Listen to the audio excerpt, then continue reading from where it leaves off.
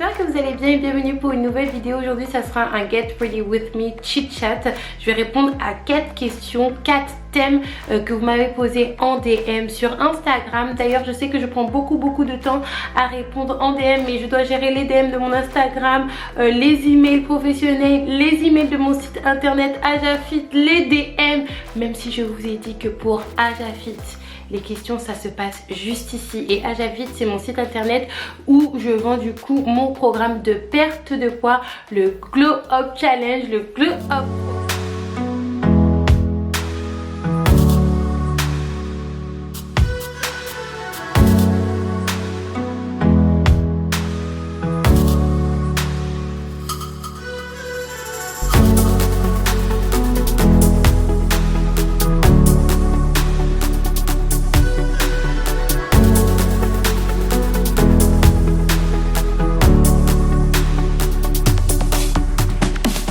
Et donc du coup vous allez me pardonner pour répondre aux DM sur Instagram, sur Princess Aika, ça prend énormément de temps.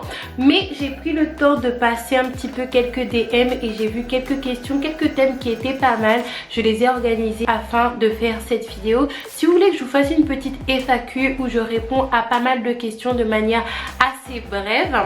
Mais vous savez à quel point je suis bavarde. Déjà là l'intro elle est beaucoup trop longue. Mais avant de commencer je voulais vous présenter la perruque que j'ai déjà portée de la marque Megalook Air. Je vais vous montrer le look final juste ici. Mais de toute manière vous allez voir un petit peu comment je fais. Mais dans un premier temps je vais me maquiller. Donc sans plus tarder c'est parti.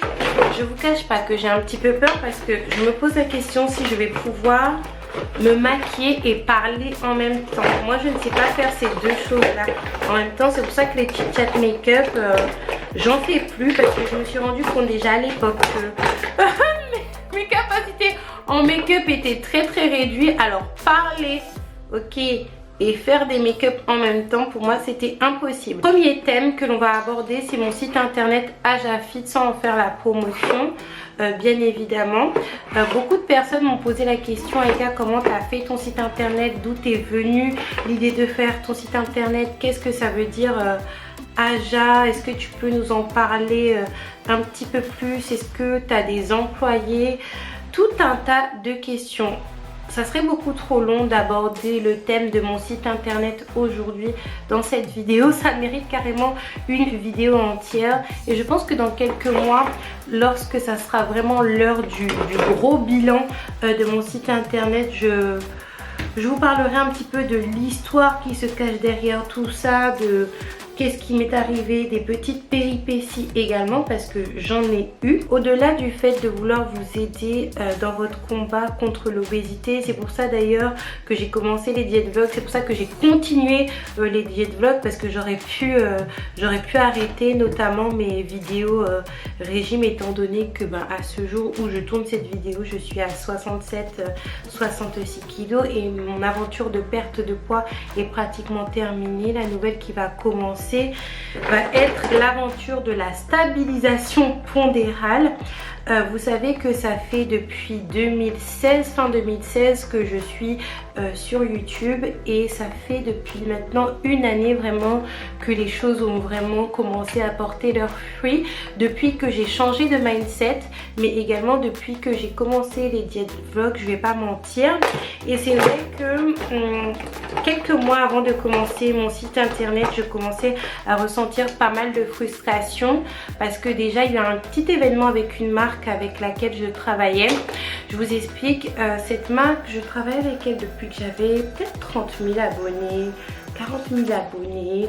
Je faisais des vidéos sponsorisées avec cette marque en question. Tout se passait bien. Entre temps, mes vues ont augmenté, mes abonnés ont augmenté. J'ai commencé à traduire mes vidéos en anglais, donc j'ai obtenu une visibilité qui était beaucoup plus importante. Donc du coup, dans le cas présent, quand il y a des choses comme ça qui se passent, il faut augmenter vos tarifs, que ce soit pour les vidéos dédiées ou les vidéos d'intégration.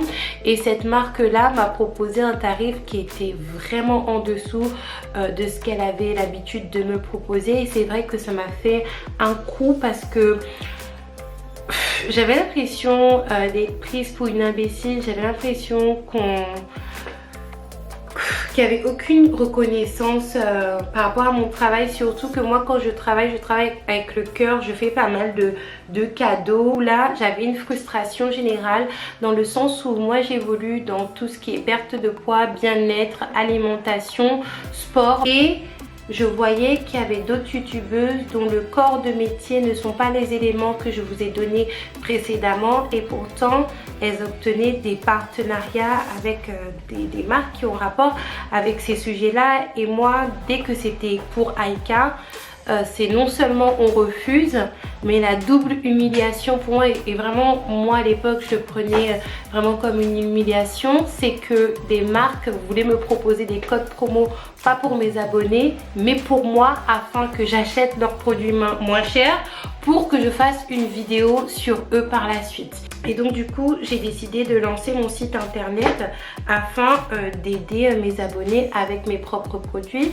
Ça a commencé par les gaines et par la suite j'ai sorti mon programme, et là j'ai d'autres programmes qui sont en préparation.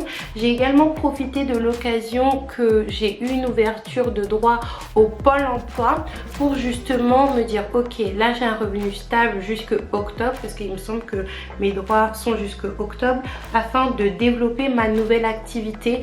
Pas ma nouvelle entreprise, mais ma nouvelle activité, parce que moi je suis gérante de ma micro-entreprise du coup, et dans une micro-entreprise vous pouvez avoir différentes activités.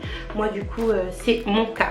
Pour les personnes qui vont me dire mais Aïka tu fraudes, c'est pas bien, non, vous pouvez cumuler les deux. Effectivement, quand vous avez une ouverture de droit au Pôle emploi et que vous voulez créer ou reprendre une entreprise, vous avez la possibilité soit de recevoir votre ARE, c'est-à-dire vos revenus assédiques au mois.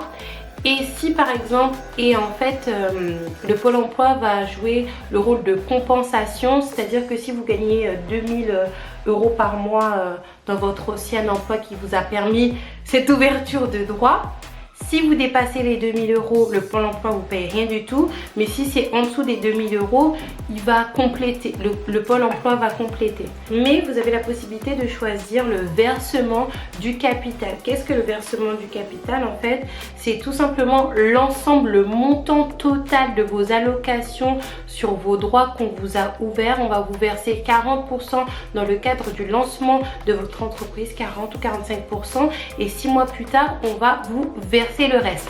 Ça, c'est pour les personnes qui sont en train d'ouvrir une entreprise ou qui ont ouvert leur entreprise 45 jours après l'ouverture de leurs droits.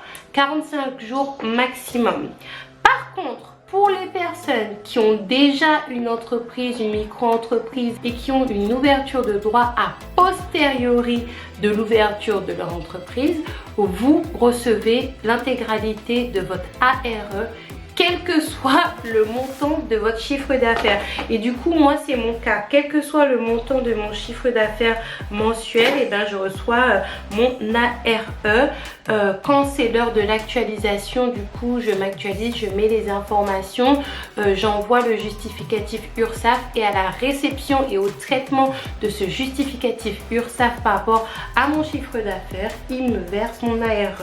Donc petite conclusion, je sais que des fois ça fait un petit peu peur de devoir se déclarer, mais déclarez-vous, parce que vous pouvez passer à côté de belles choses. Et clairement pour moi ça a été une belle surprise, et ça m'a permis de lancer mon site internet tranquillement. Je me suis dit mon Dieu, et moi personnellement disons que ça m'a aidé, ça m'a rassurée. Je me suis dit mon Dieu, au moins j'ai un revenu sûr quoi qu'il arrive jusqu'à octobre, et par la grâce de Dieu mon site internet marche pas mal. Mais je vous ferai une vidéo spéciale sur ça, si j'ai des employés, qu'est-ce que j'ai fait, qu'est-ce que j'ai utilisé, combien de temps ça m'a pris et tout.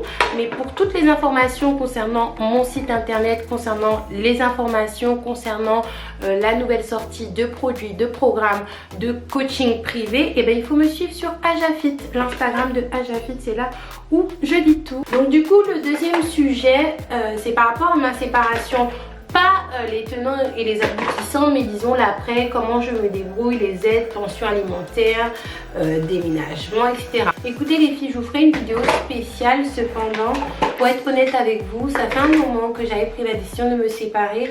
Cependant, je pense que quand on se sépare, on ne se sépare pas comme ça.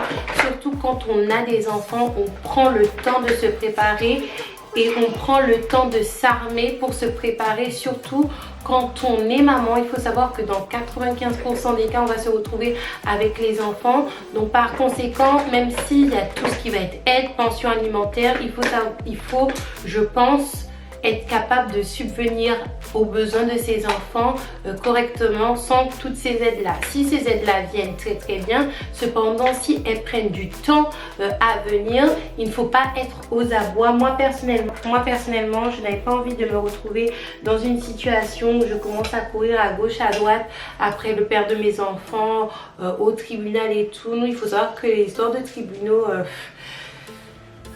le JAF et tout,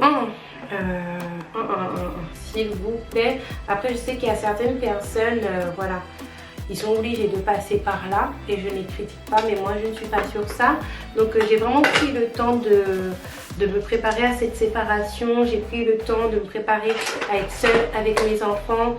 J'ai pris le temps de travailler afin de mettre de l'argent de côté, de reprendre mes études, et du coup j'ai un autre travail par rapport à mes études, de faire développer ma chaîne YouTube de manière positive afin d'avoir plus de revenus. Même si dans ma tête je me suis dit bon, si ça reprend, bah, c'est très bien, moi j'aurais évolué pour ma famille, mais si ça reprend pas de toute manière, ça n'a pas repris, et ben je serai prête à être toute seule, et ça donnera également le temps au père de mes enfants de se préparer également, parce que je sais que en tant qu'homme on peut avoir une certaine pression, parce que finalement être avec quelqu'un, même s'il y a des enfants dans le même foyer, c'est différent que être tout seul, devoir s'occuper soit d'enfants tout seul, ou soit de subvenir via la pension alimentaire aux besoins de ses enfants. C'est des choses totalement différentes, pas forcément évident pour les hommes non plus. Ils ont besoin de se restaurer, ils ont besoin de payer leur loyer, ils ont besoin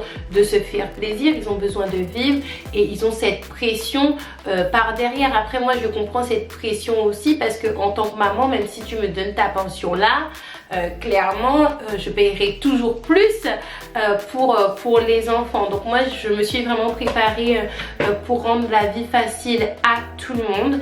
Même l'administration, j'ai fait tarder ça un long moment, mais étant donné que j'ai fait tarder un petit peu l'administration, des aides je n'en ai pas. J'en aurai peut-être par la suite, après ça dépendra des calculs et tout. Et la pension alimentaire, je n'en ai pas non plus. On se débrouille comme ça à l'amiable pour le moment, et je pense que ça va rester comme ça. Moi vous savez, je suis une personne qui est assez indépendante. Commencer à déballer ma vie privée devant un tribunal juste pour quelques cacahuètes, ça m'intéresse pas du tout. Je préfère justement me battre moi-même toute seule pour mes enfants. Après moi je parle toujours du postulat que si le papa m'aide, tant mieux, je n'ai pas besoin de te jeter des fleurs pour ça, c'est ton rôle, tu as fait ces enfants là, tu as signé j'ai le mot en anglais, birth certificate, oh mon dieu. Et si tu n'as pas envie de le faire, et ben c'est pas grave, parce que tu te débrouilleras avec tes enfants quand ils seront plus grands pour expliquer le pourquoi du comment, ou tu te débrouilleras avec Dieu. Mais franchement ça se passe très très bien de ce côté là. Donc j'ai pas besoin du tribunal pour l'argent, j'ai pas besoin de la pension alimentaire. Et concernant mon déménagement, après c'est effectivement c'est un peu plus touchy ça, parce que étant donné qu'on n'a pas de mode de garde attitré, on a l'autorité parentale partagée, mais il n'y a pas de choses officielles pour les enfants. Cependant on s'est toujours débrouillé comme ça. Et pour le moment ça nous va, mais tout va bien de ce côté là. Franchement, si vous êtes dans une situation différente, si vous passez devant le JAF, si vous avez vraiment besoin de la pension alimentaire, etc., ne prenez pas mal ce que je vous ai dit là, parce que souvent les personnes, quand ils sont dans la situation dans laquelle la personne en question que vous avez en face de vous, là en l'occurrence moi, vous dit qu'ils ne font pas la même chose que vous, se sentent pris à partie, commencent à se justifier. Non, moi c'est juste ma situation, c'est juste mes choix, parce que je pars du principe que l'administration, déjà c'est long, l'homme est inconstant, change beaucoup d'avis, on prend des accords en 2010, on dit que ça va jamais changer quoi qu'il arrive, et finalement en 2015 tu commences à dire que tu n'as jamais pensé ce que tu disais, en disant que tu n'as jamais pensé ce que tu disais lorsqu'on a pris les accords. Donc c'est pour ça que moi personnellement je préfère me débrouiller moi-même toute seule.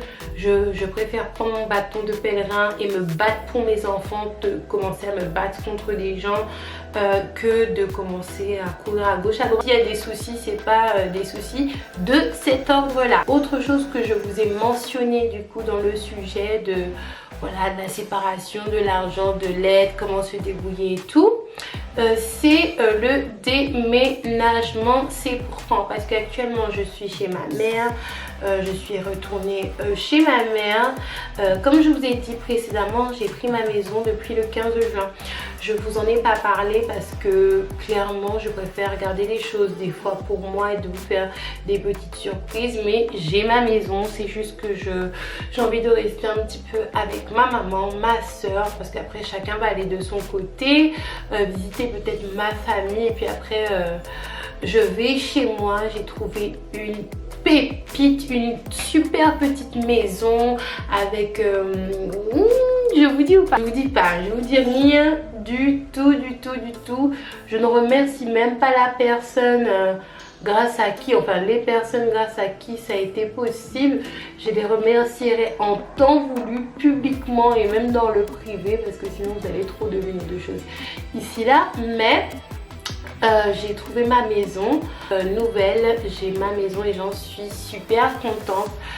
Surtout que les enfants sont super excités, ils aiment beaucoup passer du temps avec ma maman et avec ma soeur, mais ils n'ont qu'une hâte, c'est de découvrir leur nouvelle maison. C'est une maison, je vais rester pas mal de temps à l'intérieur.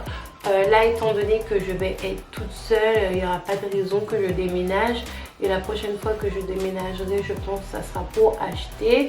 Donc je vais prendre le temps de bien m'installer, de bien régler ce que j'ai arrêté. Et après, j'achèterai ma première maison si Dieu veut. Et je suis tellement contente, j'ai tellement été bénie. C'est vrai que ça n'a pas été facile, hein.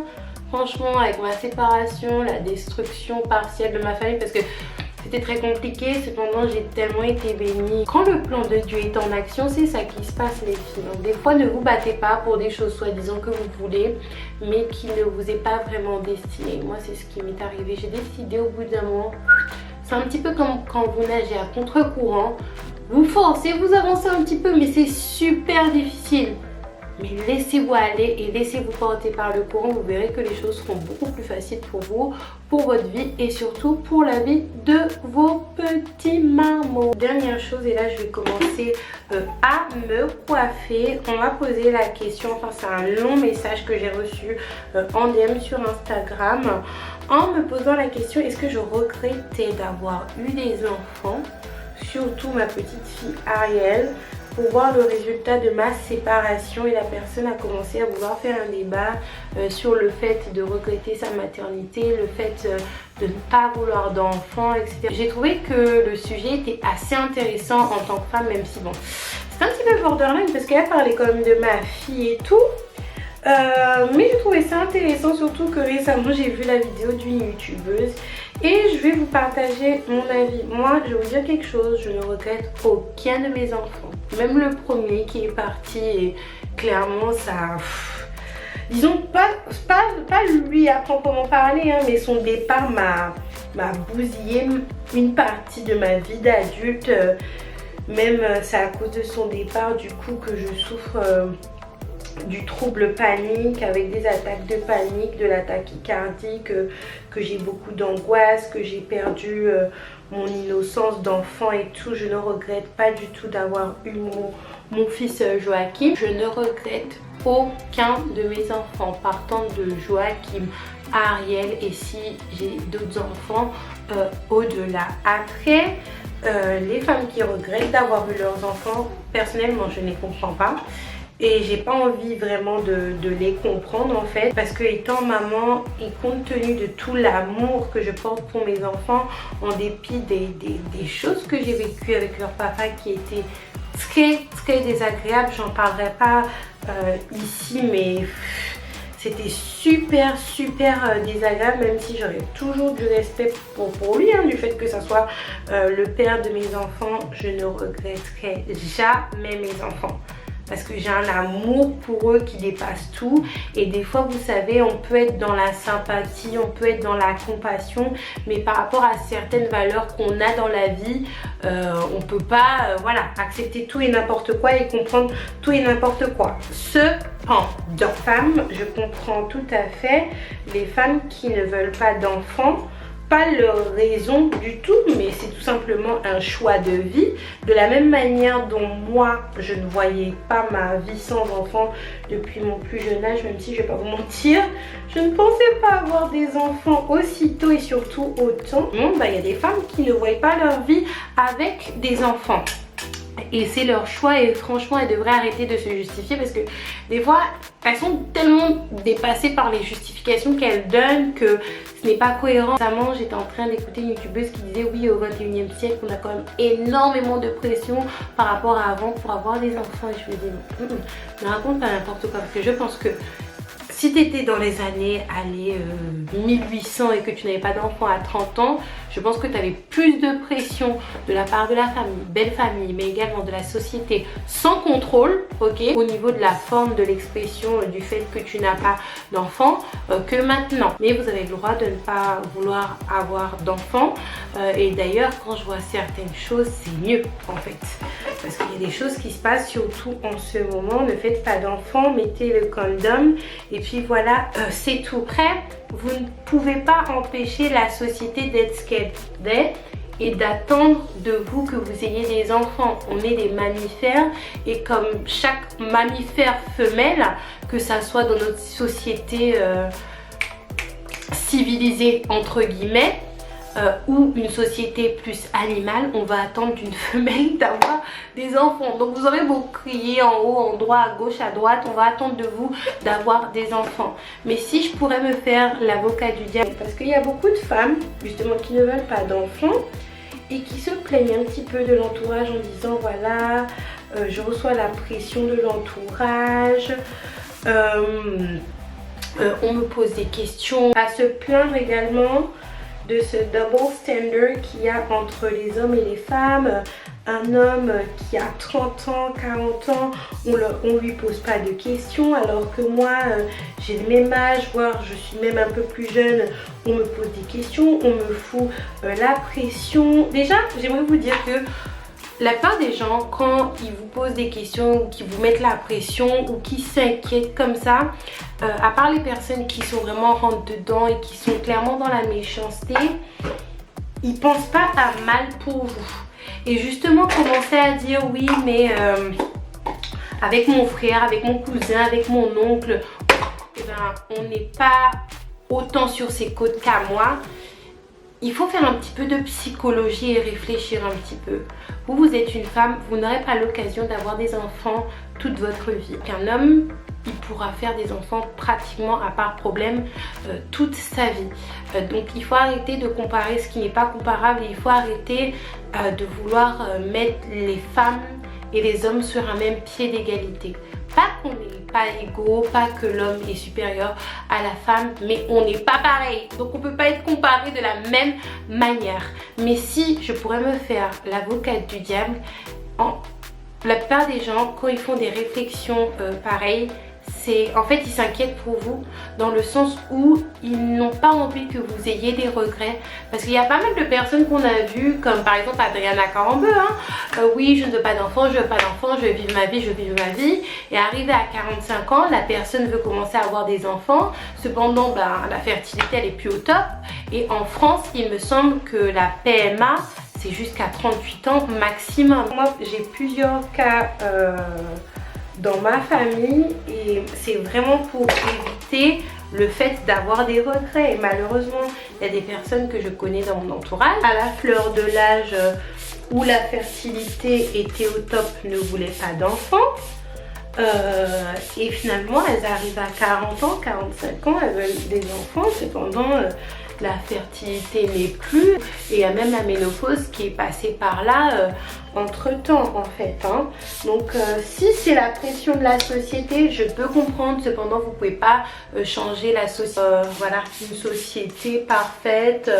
Avec toutes vos valeurs, des fois il faut s'adapter. On aura beau faire 36 000 manifestations, faire 36 000 vidéos sur YouTube, sur Instagram, il faut juste s'adapter. Et si tu es bien dans tes pompes en fait, avec tes choix, mais tu te justifies même pas dans ta vie. Moi il y a des choses, je me justifie même plus. Je fais ce que j'ai à faire et puis après basta en fait.